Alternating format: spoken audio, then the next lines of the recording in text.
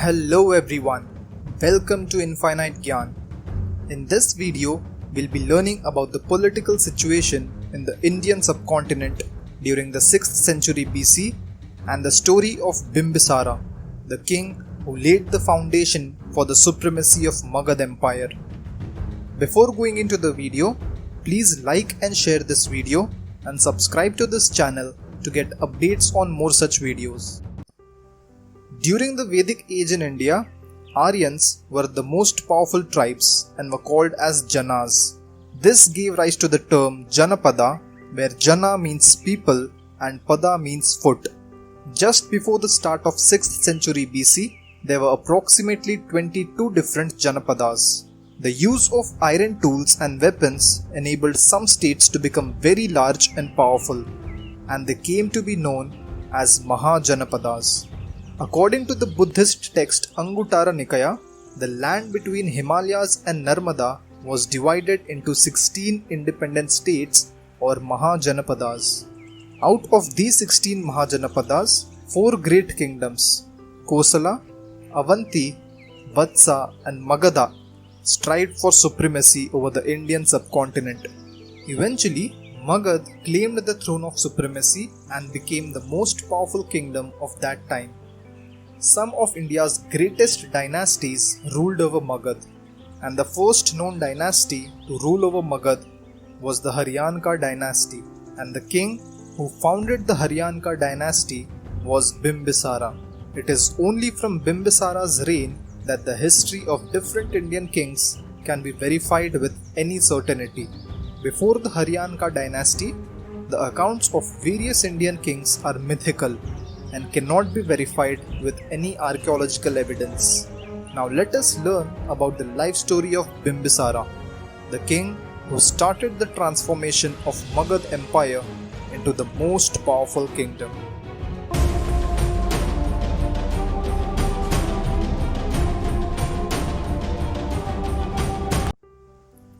Bimbisara or Shrenika was born in 558 BC to Bhattiya, who was a minor king. He was trained to become an expert in all the ancient Indian warfare and fighting skills. During his childhood, Bimbisara saw his father carrying a futile military campaign against the Anga king Brahmadatta. So when he came to power at a very early age of 15, the first thing he sought was a revenge on Brahmadatta, the king of Anga. The Anga kingdom was located at a strategic location near Bay of Bengal. He defeated Brahmadatta and annexed Anga kingdom, thereby gaining access to the oceanic routes of Anga, which brought flourishing overseas trade to his kingdom. Bimbisara then made his son Ajatashatru the governor of Anga to provide the next heir to the throne with some valuable insights about commerce and administration. After placing his warrior son Ajatashatru in Anga, Bimbisara shifted his focus to other powerful kingdoms of the subcontinent. He was a very good military general, but he was aware of the limitations of his forces against other greater kingdoms of his time. So he cleverly strengthened his position by matrimonial or marriage alliances with kingdoms which he could not defeat, in order to increase his sphere of influence.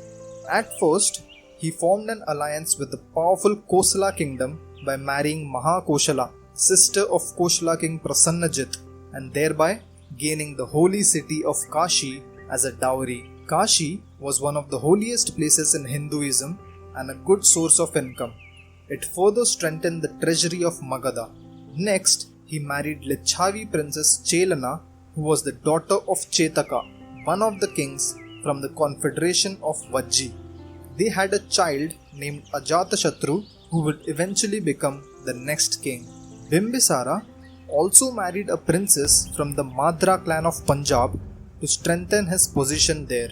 With his position strengthened, Bimbisara set his eyes on the most powerful kingdom of that time, Avanti.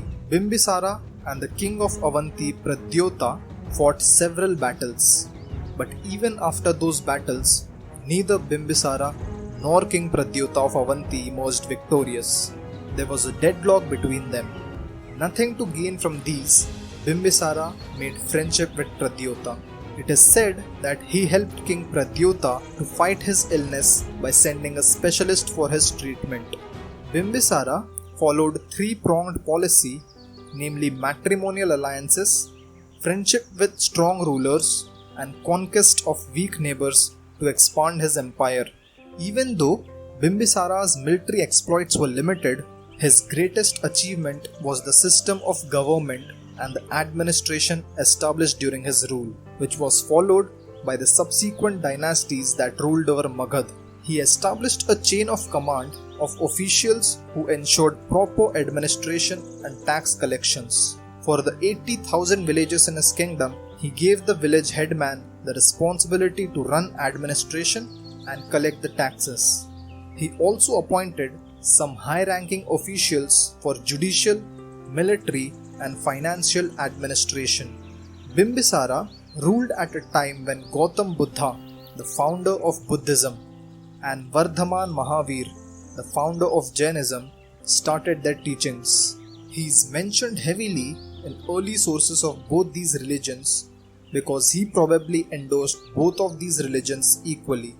The Buddhist chronicles mention Bimbisara as a follower of Buddha, while the Jain sources mention him to be a follower of Mahavira. There are many legends associated with Bimbisara in the Buddhist Jatakas. According to one of these legends, before Buddha attained enlightenment, he arrived at the gates of Bimbisara's city Rajgriha, where he went begging for food from door to door. Bimbisara recognized him as a King Suddhodhan's son, so he invited him to stay in his kingdom. Siddhartha or Buddha promised to return to his kingdom once he attained enlightenment. It was in fulfillment of that promise that Siddhartha had to visit Rajgriha after becoming Buddha. Bimbisara became Buddha's first royal disciple. He presented them with his own pleasure garden or park called Veluvana, where they could stay as long as they wanted to. Some Jain texts say that because of Bimbisara's friendship with Mahavira, he will himself be a Tirthankar in the next cycle of existence. In a similar way, Bimbisara supported the monks of all the religions who came to visit him. Bimbisara's end was an extremely tragic one. Even after several warnings given to him by the fortune tellers that his son Ajatashatru will cause his demise, he always believed in his son blindly and never checked on him. Ajatashatru was ambitious from a very young age. According to Buddhist sources, Ajatashatru was ill-advised by Gautam Buddha's wicked cousin Devadatta. Devadatta wanted a position for himself in the kingdom, and he saw Buddha's growing influence on Bimbisara as a detriment to that ambition. So he tricked and convinced Ajatashatru to dethrone his father and execute him. When Bimbisara discovered this plot and realized his son's intense urge to become the monarch, he renounced his throne and made arrangements to make his son the king. But even after this, Ajatashatru arrested Bimbisara and left instructions that no food should be given to him. This is reported to have taken place around 492 BC. Bimbisara was hence murdered by his own son Ajatashatru, who was influenced by Devadatta. Bimbisara's queen from Kosala kingdom also died in a short while due to grief. This led to a war between King of Kosala on behalf of his daughter and Ajatashatru. Eventually, a peace treaty ended the war, and the treaty was sealed by another marriage between the two dynasties, this time between King of Kosala's daughter and Ajatashatru. Gradually, Ajatashatru realized the huge mistake that he committed by killing his father, and upon that, he met Gautam Buddha. This event is depicted in a sculpture recovered from Barhut in India, which is now placed in Indian Museum in the city of Kolkata. The irony here is, karma leaves no one. People who create their own drama deserve their own karma. Ajatashatru was brutally murdered by his own son Udayabhadra, who became the next king in the Haryanka dynasty.